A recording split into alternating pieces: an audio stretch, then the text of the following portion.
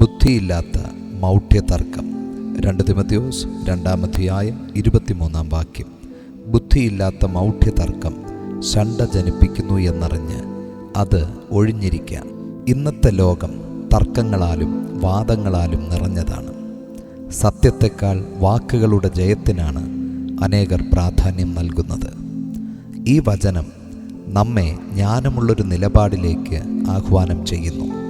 സത്യത്തിലേക്ക് നമ്മെ നയിക്കാത്തതും ആത്മീയ വളർച്ച നൽകാത്തതും അഹങ്കാരം വർദ്ധിപ്പിക്കുന്നതുമാണ് മൗഢ്യ തർക്കങ്ങൾ.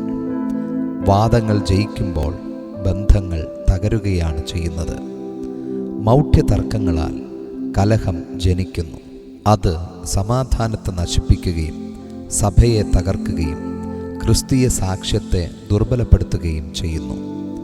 ദൈവം കലക്കത്തിൻ്റെ ദൈവമല്ല, സമാധാനത്തിൻ്റെ ദൈവമത്രേ എന്ന് 1 കൊരിന്ത്യർ 14:33 പറയുന്നു. ഇത്തരത്തിലെ മൗഢ്യ തർക്കങ്ങൾക്ക് മുൻപിൽ മൗനം കൊണ്ടാണ് ഒരു ക്രിസ്തു വിശ്വാസി ജയിക്കേണ്ടത്. നാം കേൾക്കുന്ന എല്ലാ കാര്യത്തിനും മറുപടി പറയേണ്ടതില്ല.